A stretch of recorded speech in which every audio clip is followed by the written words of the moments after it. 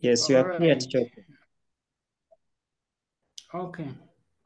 So there was some technical problem in the beginning. This lesson should have started at 2:30, but because of some technicalities, it has just started now. I shared in the group, the WhatsApp groups, I told you I would start the lesson a little early. I mean, a little late. I had some other commitments. And then I shared a link to one of the documentaries about this topic, the French Revolution. My hope is that you took time to watch it. If you did not get a chance to watch it, maybe later, at a later time, you will watch it. You will sit down and watch the documentary, the full documentary from the beginning to the end. In the documentary, they give you more facts, perhaps more than they would give you in class. And they give time for analysis. Different people give different thoughts about what they think about the revolution. So that's why it's important for you to take some time and watch the French Revolution in the documentary. What does it say? So our focus today will be on the events during the French Revolution. I'm sure in some schools you've gone past this because some people told me you're already on the reign of terror. But the reign of terror is actually one of the events during the French what? During the French Revolution. So let us focus on these events. There are quite many, but what is important for you as a history student? It's important for you to analyze these events so that we get to know the impacts of each of the events, both positive and negative. In other words, the significance of every event. That's why it's very important for us to go through the events during the French Revolution. So, when they were teaching you, what was the first event during the course of the French Revolution? What was the first event? Which event was the very first one that marked the beginning of the revolution? Yes, Trevor. Trevor, what was the major event, the first event? Yes. Mm-hmm.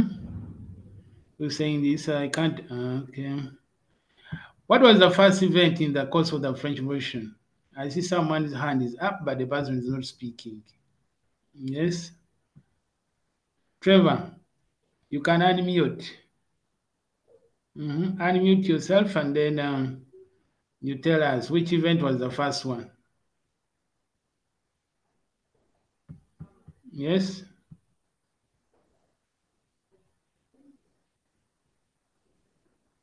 Okay, the first event was the calling of the estates general meeting. Yes, Kimbabas, what was the first event?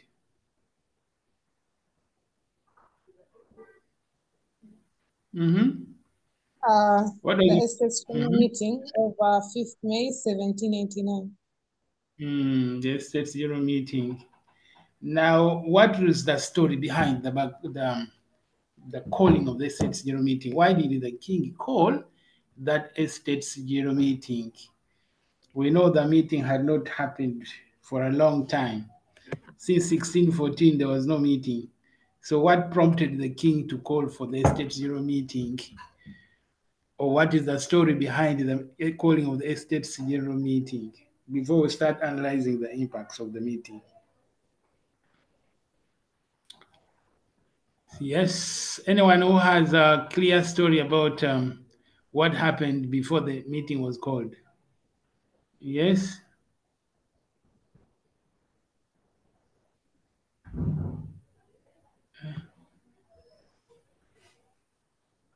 Yes, Frida.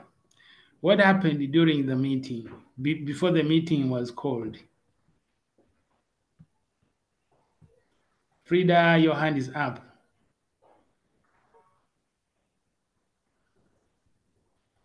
Hey. All right. So before the meeting was called, the king had very many issues.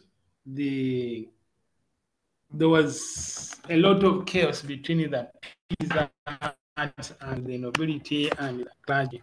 So what happened was the king was advised by one of his financial advisors that he should call for a meeting. The monarchy was bankrupt. There was a lot of questions coming from the peasants. There was a lot of chaos within the nobility and the clergy. So the king was prompted to call for this meeting because he thought that the only way to solve this problem was by calling for the meeting. But the king did not have a clear idea of how the meeting would be handled. The king did not know how the meeting should be handled in a way that the king thought that when the peasants, the nobility, and the clergy come, he would meet them separately, like they would not have a general assembly. So when the representatives came from the nobility, clergy, and the peasants, that was the king's demand, that they should sit separately, and the king thought the peasants would accept that. But of course, the king made a big mistake because that's not what the peasants expected. So the peasants rejected that proposal, and then the king was left in a dilemma. Now, what is the first implication of this meeting? For the first time, the king himself has brought representatives of all the three classes and he has given them a platform to sit together. And to sit together, you would not know that when they sit together, they compare their problems. And they did not know, he didn't also foresee that when they compare their problems, they would discover that their problems were similar. And therefore, they would become a big force that the king would not be able to deal with. So the king has invited all these people, and now the king has to deal with them. So the first thing that happened is that it provided the ground for these people to compare their problems, but at the same time, it is a uniting point or a uniting platform for the peasants all over France. They are now united.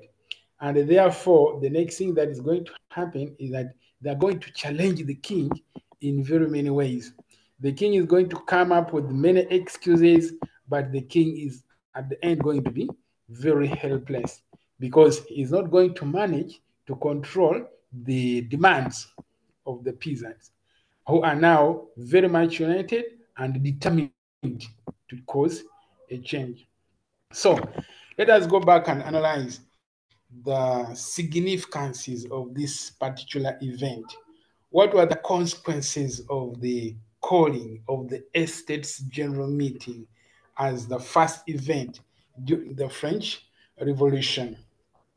Who has figured out some of the events, some of the consequences of this event? What were some of the consequences of the calling of the Estates General Meeting? I already said it was a uniting factor. It gave the peasants a platform to compare their grievances, and they discovered that their grievances are the same. What else happened after the calling of the Estates General Meeting? Did it strengthen the king or it weakened the king? If you analyze it, did the calling of the Estates General Meeting, did it in any way affect the king as a person? How did the king get affected by the calling of the Estates General Meeting? Yes, Jermaine.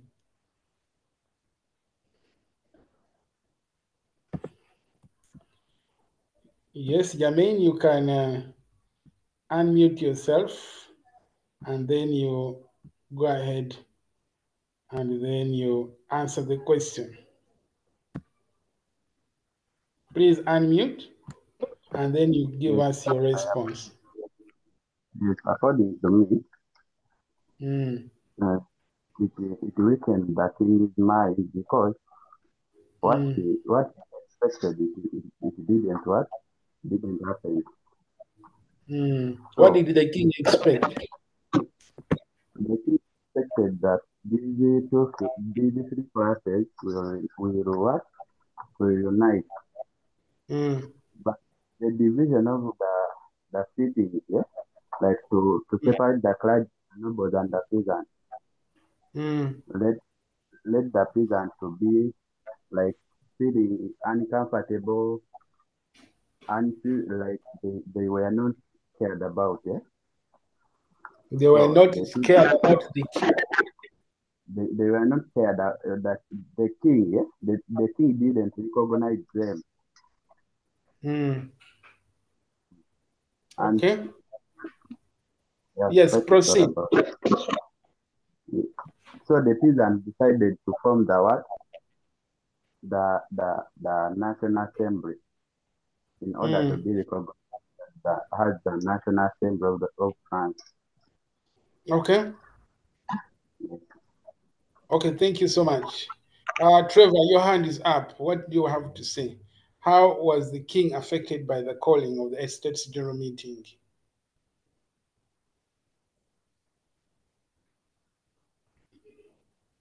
Okay, Trevor, your hand was up, but maybe let us get it from here that when the king called for the Estates General Meeting, yes, he had no clear idea how the meeting would turn out in the end of it all, but at that point, when he discovered that the peasants are now so determined, then he gave an excuse that the hall or the venue where the meeting would happen is now going to be under a renovation.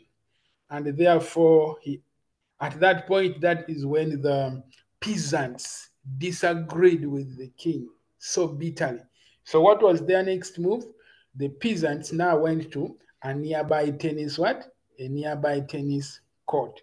And when they reached the tennis court, that's when they took the tennis court oath. What was in the tennis court oath? The peasants now made a proclamation that they would not disperse until a resolution had been concluded, until their problems were solved. And I suspect that was the king's own tennis court where the peasants went, and then they made that oath. So now that takes us to the next what? To the next event, the tennis court oath.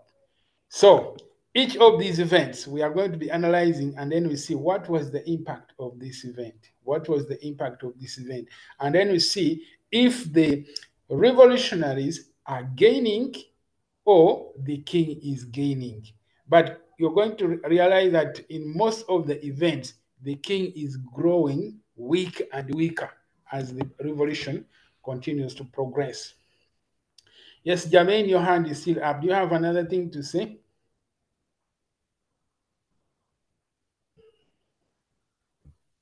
Okay, so the first event is here, the calling of the Estates General Meeting. You can see in this picture here, this is now the Estates General Meeting in session. The peasants have been called, and indeed they are in the meeting. All the three estates, they have been called and they are in the meeting. Let me just yes, like that.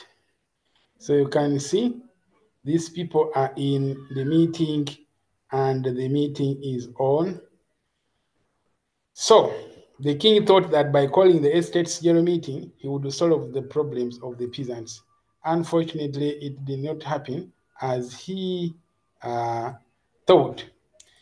So here, when the peasants went to the nearby tennis court, they took an oath and then they declared themselves into the national one, the National Assembly.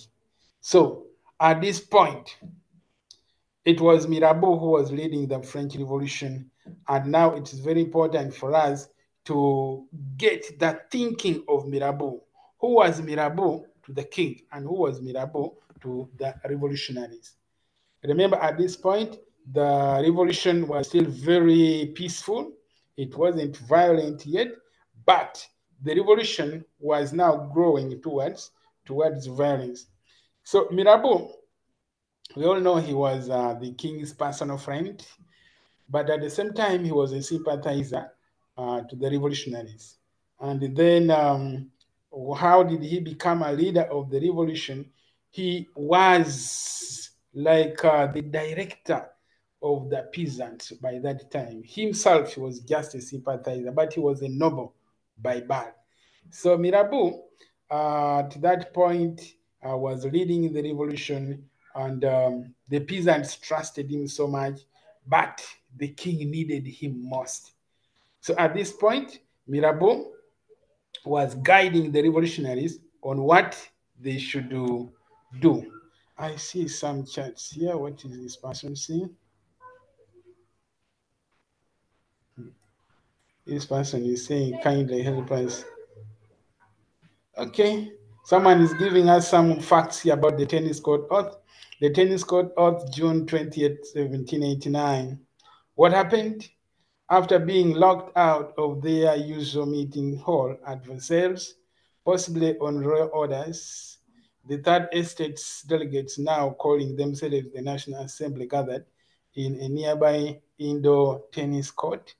There, 576 out of 577 members swore an oath never to disband until they had written a new constitution for France. Thank you so much. This is Trevor. So Trevor has given us what happened during the tennis court oath. And the revolution was now progressing. I think you can see that there's a lot of hope. There's a lot of excitement among the revolutionaries. And for sure, they are seeing success ahead of them. And the revolution is still peaceful. The leader is Mirabeau, who is a friend to the king, but also a sympathizer to the revolutionaries. And the revolution is moving very, very smoothly. The king, by this time, remember, the king had not even known that the revolution had started. Interestingly, 2 months into the revolution, so the king was moving, making his usual walks with one of his royal attendants. So the king had noise coming from different directions, and he asked his royal attendant that, what's happening? Eh? Is it a revolt? And his royal attendant reminded him that, Your Majesty, it is a revolution. 2 months into the revolution, the king was not aware that the revolution had started. I think now that takes you back, and then it reminds you the attitude of the king towards the revolution. He did not know that change had started, and he remained so adamant. As we are going to see in many of these events, the king always remained behind and he was not informed about what was happening. And that is why he needed Mirabeau so much. Now, like Trevor said, that so many of the delegates went into a nearby indoor tennis court and they took an oath never to disband themselves until a constitution was formulated or drafted. Now, what is the significance of this particular event? How do you look at this event? These people have now vowed never to disband, and they have vowed first to draft a constitution before they go away. How does that affect the power and authority of the king? Does that challenge the power of the king? Does that make the king as strong or stronger? And at this point, where is the army? Where is the royal army? Why is it the king using the royal army to disperse these people? Why is the king not using the army to send these people away? So at this point, what we again see also is that the king has become powerless. The king has been challenged because he thought that by locking the room or the venue where the meeting always happens, the peasants would walk away. But the peasants did not walk away. So we can see that the tennis court oath now also strengthened the unity among the peasants. Now the peasants are more determined. The peasants have said they are not going anywhere until a constitution was drafted. So you can see how the revolution is becoming more interesting. That's one. The peasants are becoming more determined. The peasants are becoming more united, And very soon, they're going to become disgruntled and they would start using what? They would start using force. So you can see how the revolution is changing face from this event to the next event. The revolution is changing face more and more. Then if you go to the next event here, that is the tennis court oath. I think in this picture here you can see that should be Mirabeau himself talking to the revolutionaries. Yes, Mirabeau is guiding them on what to do. At this point, when the royal guards came and they tried to threaten the revolutionaries, that is when Mirabeau told them that even at the point of the bayonet, we are not going to disperse until a constitution is fully drafted for France. The revolution is still peaceful under the leadership of Mirabeau. And then the next event is here, the royal session. The royal session is yet another event called by King Louis XVI. He thought that now the revolution is progressing very much against his will, but he needed guidance from the royals. So what was the consequence of this particular event, the royal session? What was the impact of the royal session and what is the story behind the royal session? Anybody who has some ideas about the royal session, what was it about and what was its consequences? You can give me some of your responses in the chats. Yes, let me see here. Who is this? Trevor, the royal session, a session royale. Okay. Trevor has given us a detailed summary of the royal session here. I think we can all read. The royal session was a formal meeting of all three estates, the clergy, nobility, and the commoners called by the king at the Palace of Versailles, just 3 days after the tennis court act. And the king hoped to assert control over the growing political unrest and restore order. What happened during the royal session? Okay, King Louis XVI gave a speech insisting that the estates should meet separately. The recent declaration by the third estate, including the tennis court oath, were null and void. Okay, he promised some limited reforms, but rejected the idea of a constitutional assembly. After the speech, the first and second estates left the room as expected. However, the third estate remained seated, defying the orders of the king. Most famously, Honor Gabriel Requet, Count Mirabeau reportedly declared, "We are here by the will of the people, and we will not be driven out except by the force of the bayonet." I think you have also read what I have just read, but you can imagine. I think for the first time, we are seeing the peasants refusing the orders of the king.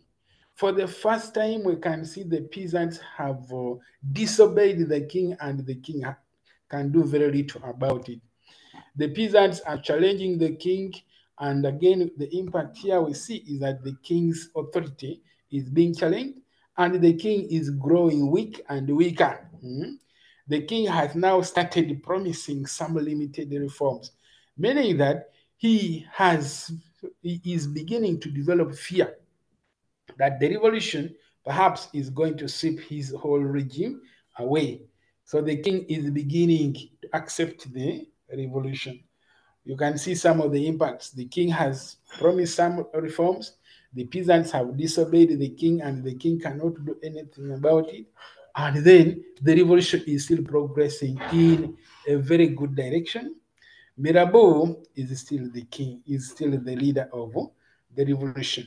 Although very soon we are going to see that the revolution is going to change the approach, largely because of the absence of who? Of Mirabeau. So this is the tennis court earth. Let us go here, and then we see that is the royal session. Then we go to another event that changed the way the revolution progressed. Which one is this? Yes, it is here. The storming of Bastille.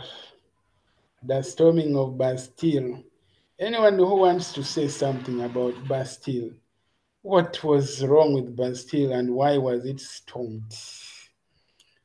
Maybe someone can respond to that in our chats.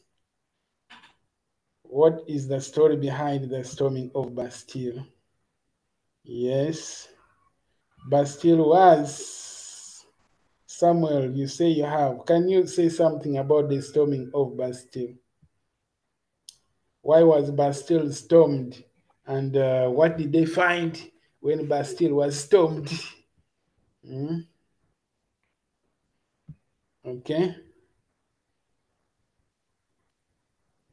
This one is saying I've just joined. Okay. Bastille was the fortress prison of France. It's like the Rosita of France by that time. In Bastille, that's where all the victims of mistreatment, all the victims of l'état de cachet, where people would be invited to prison by letters. So all the people who were being mistreated in France by the unfair judicial system were taken to Bastille, where the peasants... Someone is saying Bastille was stormed. That day, the peasants attacked. They attacked the fortress prison. Anyway, so a group of people first stormed the armory that was close to Bastille, and they stole guns. The moment they had guns now, the revolution changed its approach. Now they became very noisy, they became very violent, and Bastille was like a small town that had its mayor. So the mayor of Bastille, they first stormed his residence and they arrested him. After arresting him, now they cut off his head, and then they put the head of the mayor of Bastille on a long stick. And you can see now bloodshed had started. The revolution had now started to become very violent. So they moved the head of the mayor of Bastille all around, showing the people that the revolution is now beginning to gain fruit. So when they reached, they overpowered the guards at the gate of Bastille, and then they stormed in, and they thought they would find their friends who were arrested earlier. Unfortunately, they did not find their friends. Many of their friends had died. The conditions in Bastille were so bad. People would eat, or people fed on human flesh, and sometimes rats in the prison. So they say that they only found 7 prisoners, and some of them were mad people. So the question was, where did all the victims of, or all those victims go? People were arrested before the revolution broke out. Obviously, these people died.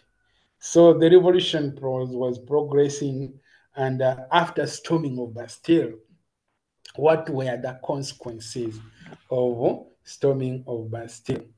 Did it show any sign of progress in the right direction for the revolutionaries, or it was something that just happened and nobody can tell its consequences? What do you think were some of the consequences of storming of Bastille? Let me ask one person here to give us some of the consequences you think of the storming of Bastille. I can see there's a difficult name here. Presen. Can you tell us what do you think are some of the consequences of the storming of Bastille prison during the French Revolution? What are some of the consequences? Please unmute and then you talk. Or anyone who wants to say something. Yes, Trevor. Trevor, you can unmute and say something about the storming of Bastille and its consequences. Yes. Trevor? Okay. Let me ask Kimbabaz. Then Jermaine will speak after. What were the... So one of the consequences or significance of the event it actually had violence, not only into Paris, but also other surrounding provinces. And it also led to the release of prisoners, most who are innocent, but as you have said, majority were found dead, and very few are freed. And it also resulted to the prisoners, of course, who are free to take revenge against those who had imprisoned them. Those were the nobles and basically the first and second estates, the people in the first and second estates. Yeah. Yeah. What do you say about the direction in which the revolution is now progressing? Are the revolutionaries gaining more, or the monarchy is still in control? Is the king still in control of what's happening in France by this time?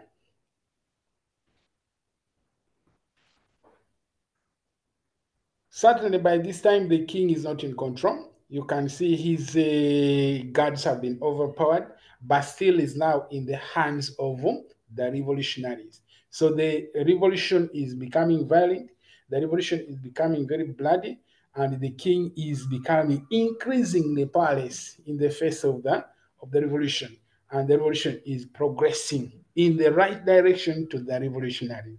But of course, in the bad direction to the king and his supporters. By this time, what is going to happen again?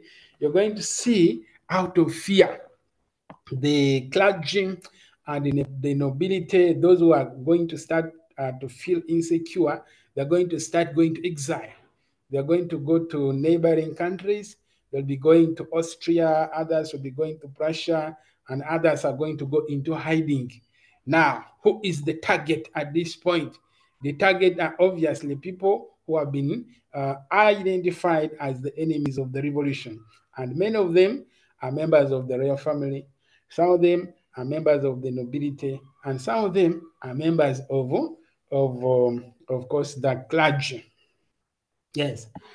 I don't know how much you know about the Rwandan genocide, but at this point, if you have ever watched any of the documentaries about the Rwandan genocide and how everything was organized, if you watch this movie of a documentary called Hotel Rwanda, in that documentary, you see how the people prepared for the genocide.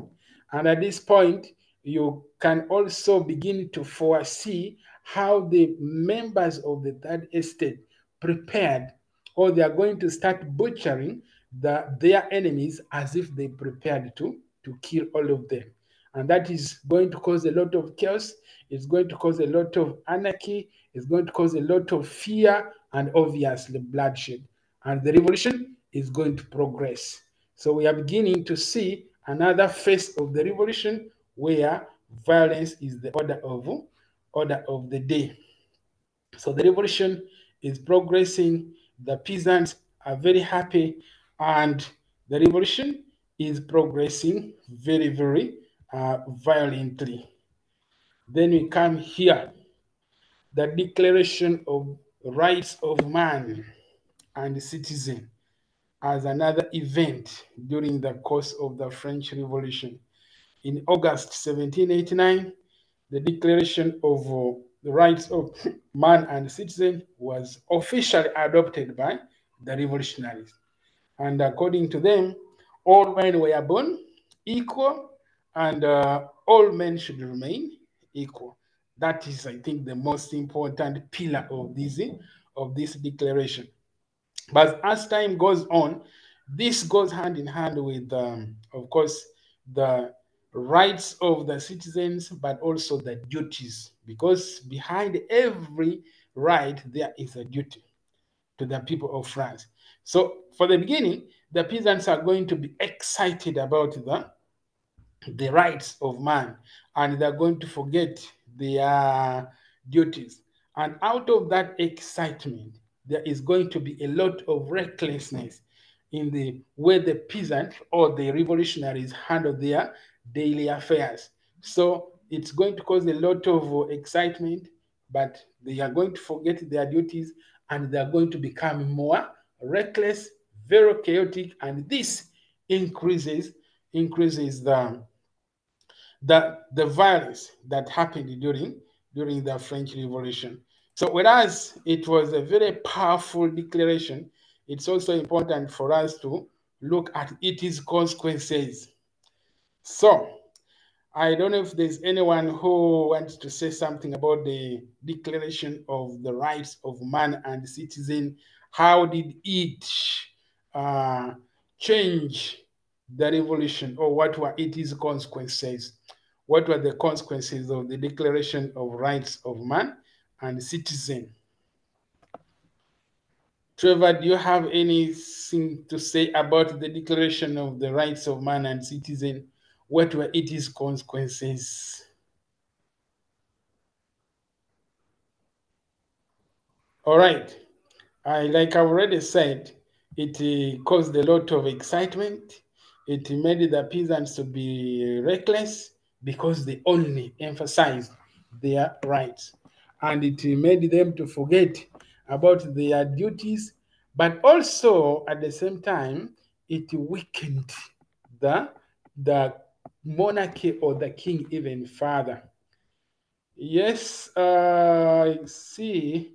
Kimbabazi, you want to say something about the Declaration of Rights of Man and Citizen? Yes, I have an inquiry. Mm. So, was the Declaration of the Rights of Man and Citizen made before the formation of the new constitution, or after? Okay. This was in August 1789. And then if we look at the other event that you are asking about here, is the formation of the National Assembly. Now, in the National Assembly here, they were still looking for, they have not yet drafted the Constitution. Now, the Declaration of the Rights of Man and Citizen, I'm looking for that particular event you're talking about. The new Constitution, comes here. The French Constitution is here in September 1791. So the Declaration of the Rights of Man and Citizen comes very many months before the French Constitution. So the French Constitution was in 1791, and the Declaration of the Rights of Man and Citizen was in August 1789. I hope I've answered you. Okay. So we proceed, and we look at the consequences of the Declaration of Rights of Man and Citizen.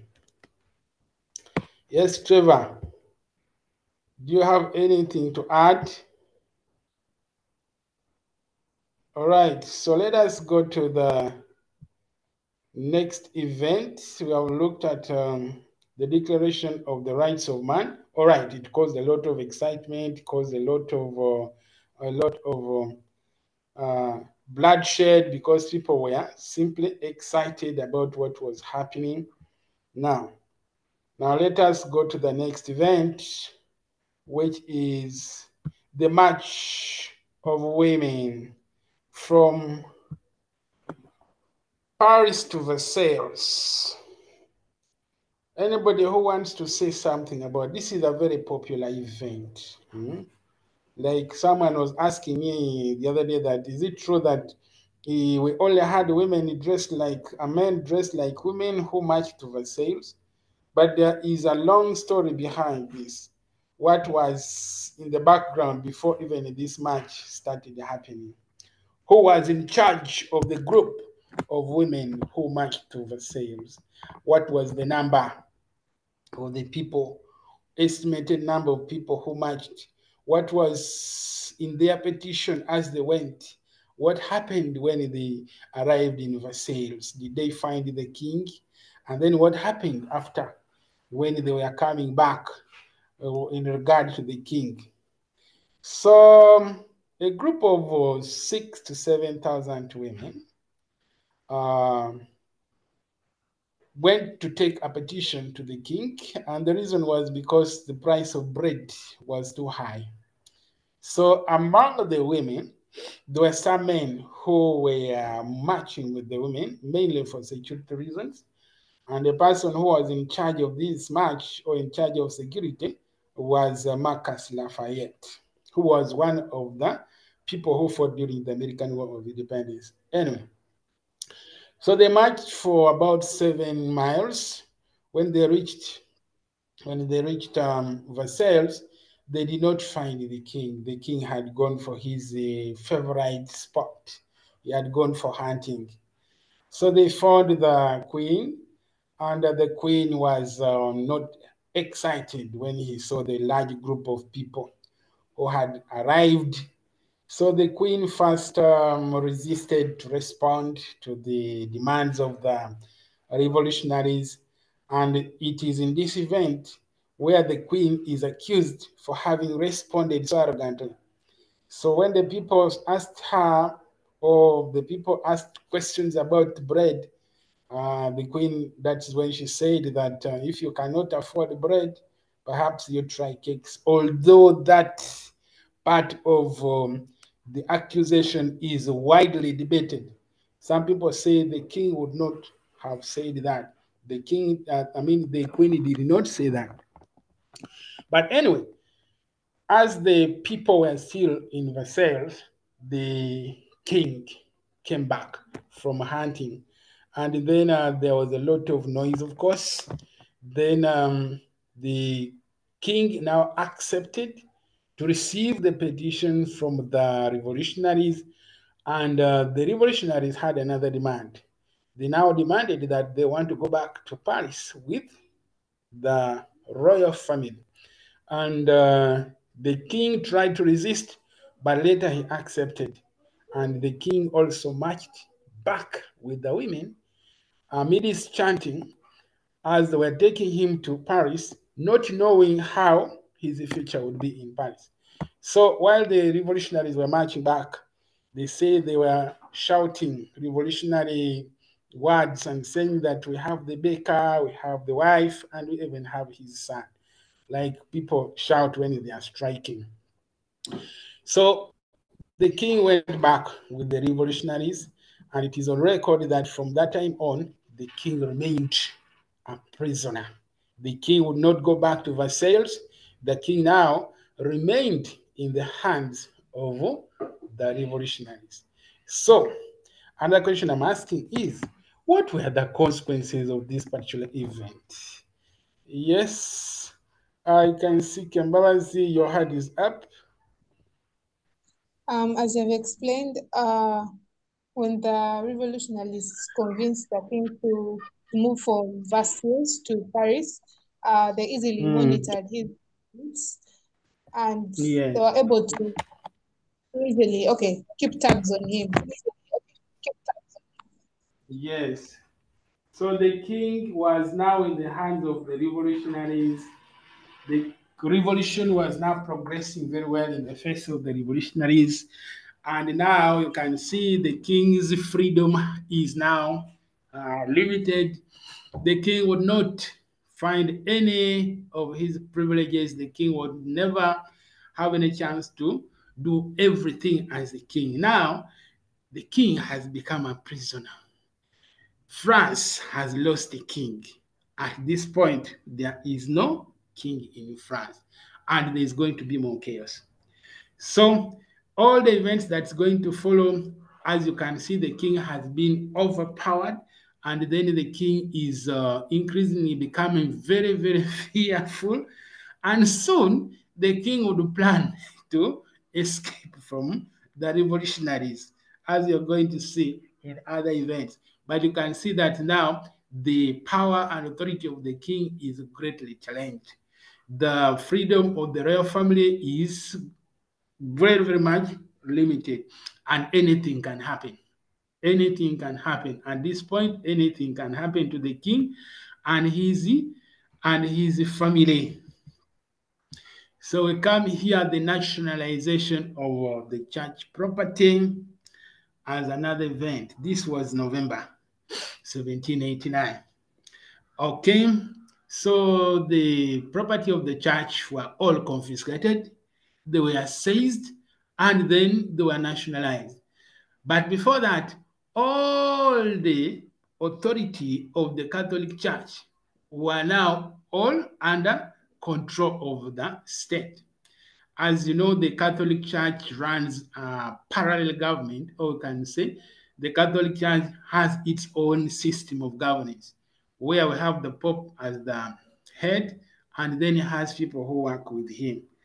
But in all countries, in every state where the Catholic Church is, it had not happened that the Catholic Church guidelines are challenged. So for the first time, the French revolutionaries nationalized all Catholic land.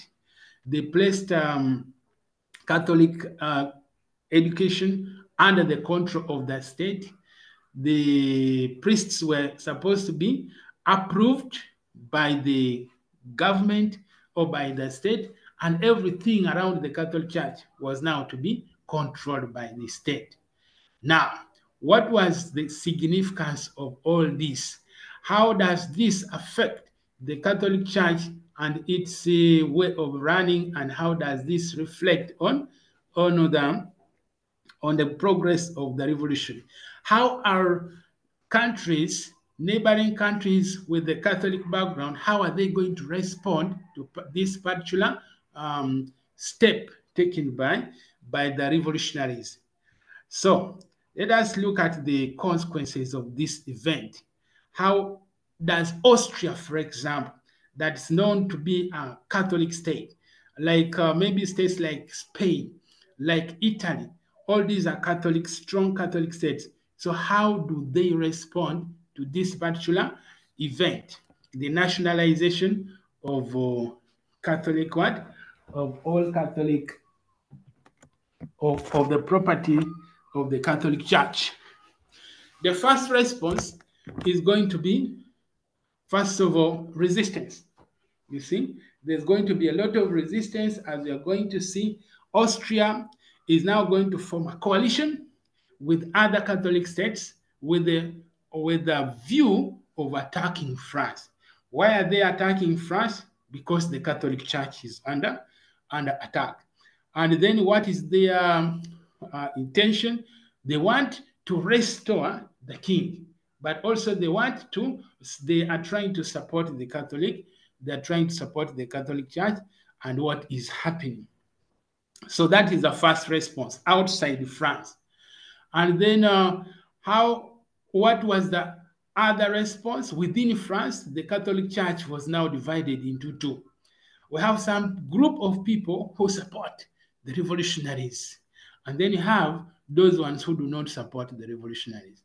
The ones who do not support the revolutionaries are going to be called the non-jurors. They are non-jurors because they don't support the revolution. Then those who support the way the revolutionaries are doing things, they're going to be called the jurors. Anyway, now we can see how this event has divided the church. Some people support what the revolutionaries are doing, others don't support. But also we are seeing how this particular event has also divided Europe. We have the Catholic states who are now fighting to come and overthrow the revolution or defeat the revolutionaries because they are not happy with the way the revolutionaries are doing things within France. So it divides Europe further, but it also divides the church even much further. So the revolution is progressing, but most importantly, again, we are seeing the king is becoming very helpless. The Catholic Church is also very helpless.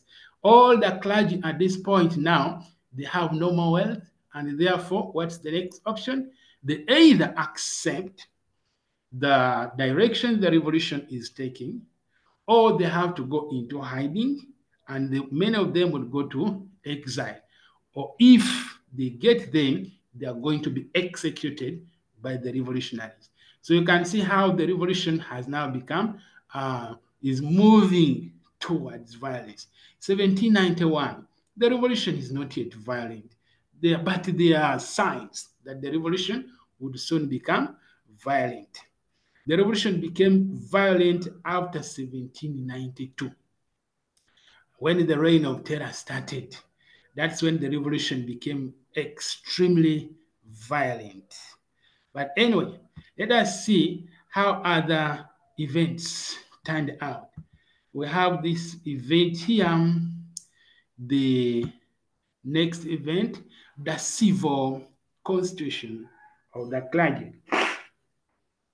The civil constitution of the clergy as another event. What would happen, or what was in the civil constitution of the clergy, you can see. It transformed the Roman Catholic Church into a secular state.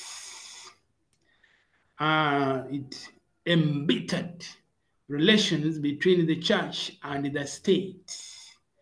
And Pope Pius VI condemns both the civil constitution of the clergy and the Declaration of the Rights of Man and the Citizen.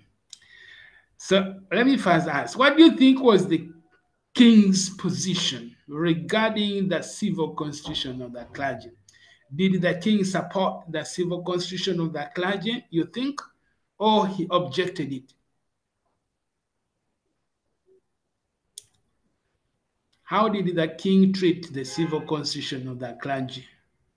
And what was the motivation behind his response?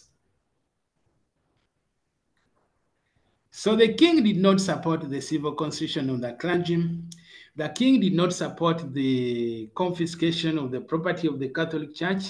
And the reason was simple, because himself, he was a Catholic, a devoted Catholic.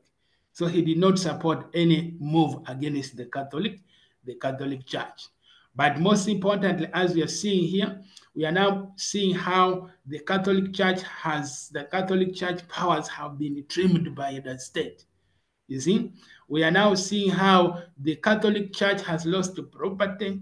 We are seeing how the revolutionaries have placed very many demands. They have placed very many demands on the Catholic Church, where if a priest is supposed to be appointed, then the state should approve. And the priests would now start to work as civil servants, where they would be paid salaries by the state, you see. And then the power of the Pope, of course, has also been challenged in very many ways. You can see here, the Pope does not have the power to challenge if the state has rejected a priest. I don't know how many of you are Catholics here, but in the Catholic Church, we have a doctrine that is, we call it the doctrine of papal infallibility, where for us as Catholics, we believe that the Pope is a very, very powerful figure of God here on earth. And therefore, the Pope is sinless. The Pope is the holiest man on earth. And the Pope what he thinks, especially on grounds of morality, cannot be challenged. Anyway, so we are seeing here that the papal infallibility, the doctrine of the papal infallibility has been challenged here. That thinking that the Pope is always right has been challenged by the revolutionaries here, as you can see. And for the first time, that happened. Many Catholics, of course, were not excited and happy with this particular move by the revolutionaries. They were not happy at all. But we can see the doctrine of the papal infallibility has been challenged here clearly. So the Catholic Church is the target. The Pope has made a statement. He's not happy with everything happening in France, but most importantly, the revolution is progressing and very well in the face of the revolutionaries. The revolution is progressing so well. Then you have here this next event, the emergence of emigres. Who were the emigres? These were French people who were running away from France, going to neighboring countries for safety mainly. Now, as they go for those countries, they are going to regroup, and then their intention is to find ways of restoring the king to his former authority. Remember, the king is now in the hands of the revolutionaries. The king is now a prisoner. But we have these people who are in different countries, and their plan is to come and restore the king. That was yet another event. What were the consequences of this event? Did they succeed? Did they send some messages to the king? Did they send some messages to the people of France? And how did the revolutionaries treat these messages that were coming from the emigres? If anybody has any idea about what these emigres did to the king, or what the emigres did to the revolutionaries, maybe you can share. Yes, anybody who has some information about the emigres, what did they send to the people of France? Yes. So, on one occasion, we shall talk about this in the next slide. So when the king was arrested, and they searched his briefcase, and they found letters that were written to him by the immigrants. And at that point, it exposed the king as a big traitor. But also what happened is that these immigrants kept on sending messages to the revolutionaries, asking them never to disturb the king. Otherwise, they're going to do what? They're going to come and wipe out the whole of Paris. So we can see that messages that came from, or the formation of the immigrants now caused fear and panic among the revolutionaries. The revolutionaries now realize that they need to be fast, otherwise they are going to be defeated, especially with the support from Austria and other countries that were threatening to come and overpower the revolutionaries. So what we can see here is that the revolution became even more, the revolutionaries became very reckless. There was a lot of chaos in Paris, a lot of insecurity, and the revolutionaries now started using Plan B. They started using violence as the only means of achieving their target. So the formation of the immigrants, or the emergence of the immigrants outside France, it led to formation of coalitions, formation of coalitions, or we can say formation of groups of countries that were planning to come and attack and defeat France. That's outside France. But within France, it made the revolutionaries very reckless. It made the revolutionaries only to rely on the use of force as the only means of achieving what they wanted to achieve. And the revolution was progressing very well in the eyes of the revolutionaries. As you can see, it is making the king very vulnerable. The king became so vulnerable because he did not get support from the army, and he cannot get support from outside France, And the revolutionaries are so determined, and the revolution is progressing very, very well in the eyes of the revolutionaries.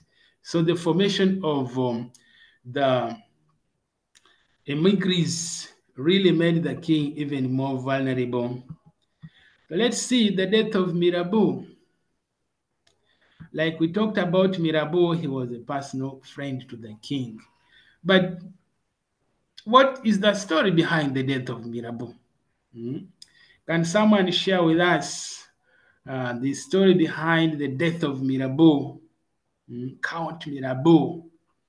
What caused his death? Anyway, what were the impacts of the death of Mirabeau? Count Mirabeau died. He was a friend to the king. He was a sympathizer to the revolutionaries. But what was the story behind Mirabeau's death? Or what did Mirabeau say before he died? Yes?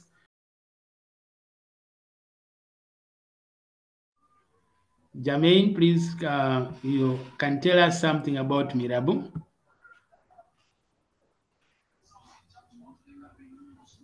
Jermaine, are you there? Yes, We are I'm here. listening. Yes? I thought that you were asking after that, what happened after the death of Mirabeau, but Oh, I yes, don't know the yes, what caused. yes. You can go through. Okay, you can Yes, pick it up from there. What happened after the death of Mirabeau? what happened? It led to the revolution. The revolution became what? Violent. So here, the peasants and the middle class started to attack the nobles, the clergy. They rooting their properties, cattle, and so on. All right. Before Mirabeau died, Mirabeau had foreseen and prophesied that he said in his own words, and I quote, he said, I carry with me the last rags of the monarchy, implying that if he dies, the monarchy would soon collapse. That's what he said. So Mirabeau died in April 1791. And when Mirabeau died, the king made so many errors, implying that the death of Mirabeau, one, made the king to lose a personal friend, but it also made the king to lose an advisor. At the same time, on the side of the revolutionaries, it made the revolutionaries to lose someone who was always guiding them. Now, the first mistake that the king made after the death of Mirabeau was his attempt to escape from France. The king tried to escape from France, and that's what's popularly known as the king's abortive flight to Venice. The king was planning to go to escape, successfully escape and go to Austria. But unfortunately, he was intercepted along the way. We are going to look at that in the next slide. But you can see how the death of Mirabeau now made the revolutionaries who were perhaps always being guided by Mirabeau, or they were being restrained from doing certain evil things because Mirabeau was always protecting the king. So they are going now to remain on their own. The revolution is now going to remain in the hands of radicals, people who are bloodthirsty, people who are going to begin fighting for power. But while they do that, they are using the campaign of elimination and extermination. They are using that excuse of killing anyone who is suspected to be an enemy of the revolution. And soon we are going to see a new law that's going to come up that is called the Revolutionary Law of Suspect. And anyone who was suspected to be an enemy of the revolution would be exterminated, eliminated, and bloodshed would now become the order of the day. So many prominent people were killed during this time after the death of Mirabeau. So the revolution is now going to become extremely violent. There's going to be a lot of insecurity. There's going to be a lot of chaos, but the revolution is progressing. We are now in the second year of the revolution. We are now in 1791, and the revolution is still on. So let's see in the next slide what is going to happen. You can see, I hope you can see that map where the king was and where the king was planning to go. You see? That map shows Paris, you can see. So the king thought of escaping to go to Britain. The king thought of escaping using that first route. The king changed his mind. The king thought of escaping going using that second route. The king again changed his mind. Then the king thought of using the short route that would take him to Brussels in Belgium, but that also was not safe. Then the king thought of using the fourth route that would take him to Luxembourg, yet that wasn't also safe. And the king thought of the fifth route, still it wasn't safe. So the king decided to use the route that no one would see. The king disguised himself at night, hoping that nobody would be in position to see him, dressed like a woman, they say, and the king moved, and he thought everything was okay. Let us see this picture, what happened. If I expand this picture here, now you can see what exactly happened is that you can see the king is there and is in the company of his family, the two children, and himself, and they are trying to go back. I mean, to run and go to Austria. Unfortunately, the king was intercepted. The king was humiliated. But what was the impact of this event? What do you think was the impact of this event? How did the people who arrested the king, how did they see him? How did the revolutionaries now look at the king? I think clearly the king exposed himself, one, as a coward. The king was now so fearful, he didn't know what would happen. But also this event clearly showed that the king was a big snake with eggs inside. It showed that the king was a traitor, a big traitor. But it's important to remember that the king was arrested, he was humiliated, and they brought him back to France amidst shame. So it ashamed the king so much. But clearly, it now shows that the king has no other option. Soon, the king would be accused and they would find him guilty of very many crimes and they would sentence him to death, of course, by guillotine. So this particular event exposed the king as a fearful man. It also showed that the king was a big traitor to the revolutionaries. It also showed that the king was so much against the revolution, but again, it showed how powerless the king had become. The king was running away. Unfortunately, he has been arrested and he is so very much ashamed by this event. So the king is now in the hands of the revolutionaries. Then you come to that event, the French Constitution of 1791. What was in the Constitution? A lot of things. Let me expand this slide and then we see what was in the Constitution of 1791. There we go. You can see. So the Constitution was ready by 1791.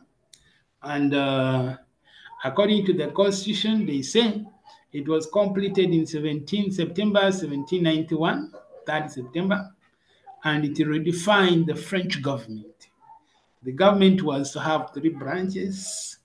It had the National Assembly, that was the legislative assembly, like the parliament. Then it had the executive that had veto powers, and now that was the king. That was like the judiciary. And then it abolished the estate system, franchise, which is the tax was to be paid by the males. In other words, a new tax was introduced. Later, we shall talk about that new tax, that the tax that was called pay. This system that we use today called pay as you earn. That system was introduced by this constitution here, where you pay, the higher the amount of money you get, the higher the tax that you pay. That system was introduced by the revolutionaries, and now it was adopted by almost every country. It is now the system that works. That's one of the long-lasting impacts of the French Revolution. So we can see the impact of this particular event here. One, it abolished the estate system. In other words, the system where class A people live according to their classes was abolished. And then, of course, it for the first time, it legalized the National Assembly. In other words, it restored constitutionalism in France. You see? But again, we are seeing how it affected the king. It now made the king completely powerless. The king was still a prisoner or has been ashamed because of his attempted escape to Venice, and the king would soon be found guilty of many crimes and he would soon be executed. Then the next event is here, the creation of political parties. The creation of political parties, there were 3 popular political parties in France.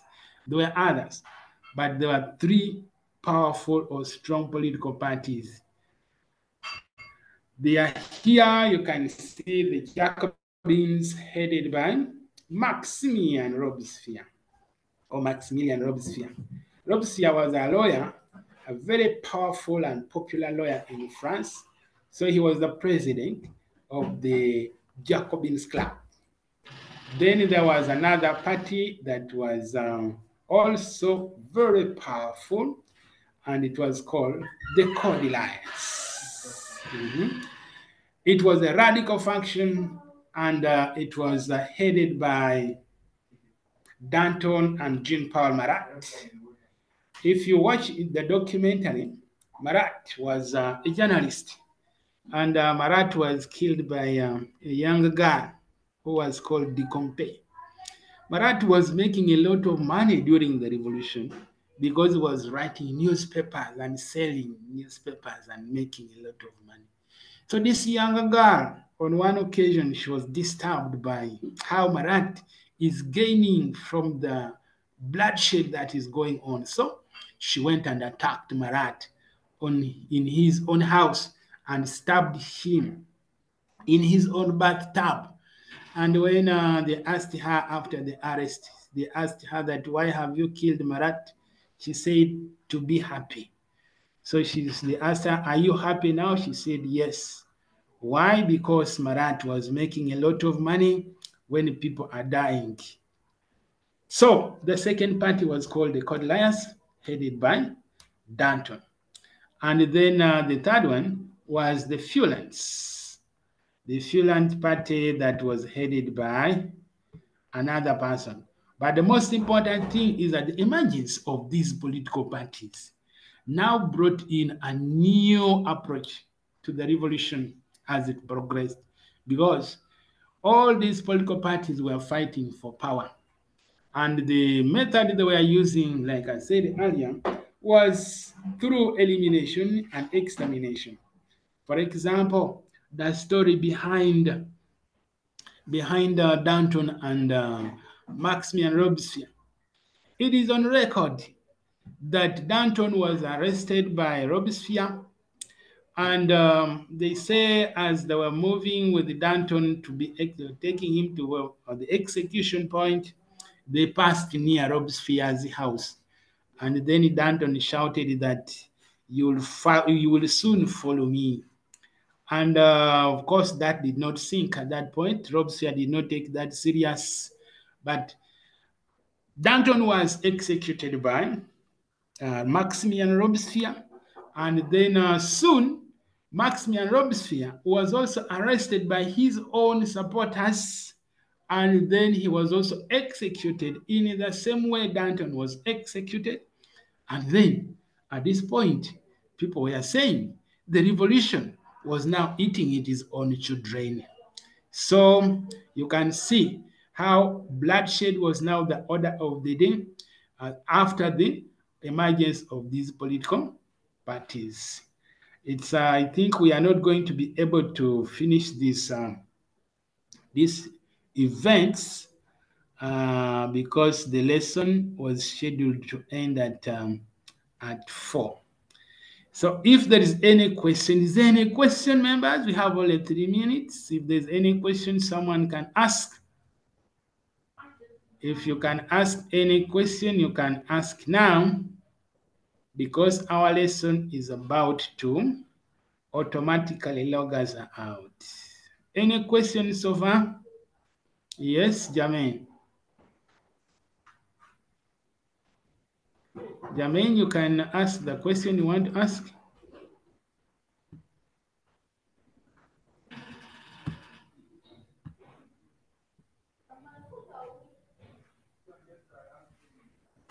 Yes, sir.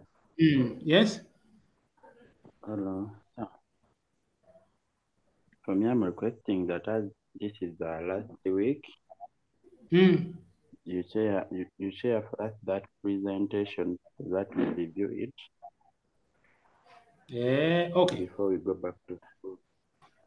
No problem. I am going to share with you even more than we have covered in here. I'm going to share the first presentation, the second presentation, and this one, and some sample questions for you. I'm going to share everything and some references I'll give you. Any other concern? Our lesson will be logging out by 4. Yes. Because some things we have discussed here, for us we did discuss them, so we need to revise and review. No problem. I'm going to share them at our school. So okay, there is no problem. I'm going to share with you. I'll share with you. Don't worry. Okay. I think we are left with only 1 minute. Our lesson is going to end. It has been good sharing with you this afternoon. In the beginning, it was a bit tricky, but everything has been restored. So the recording will be shared. The recording will be shared, and you can still review the notes I'm going to share with you. Let us stop here. Have a good afternoon.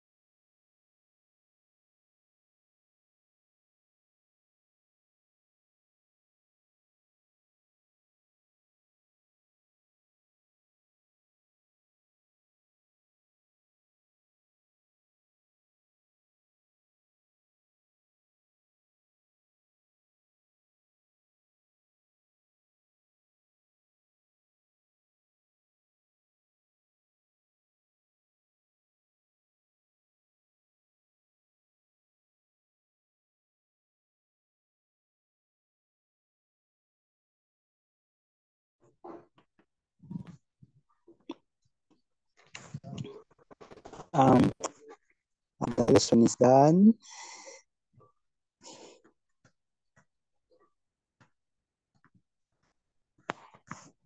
Now we are going to discuss about the factors for the fall of the Bourbon monarchy. Factors for the fall of the Bourbon monarchy, the ancient regime which was hereditary ruled France for about 500 years.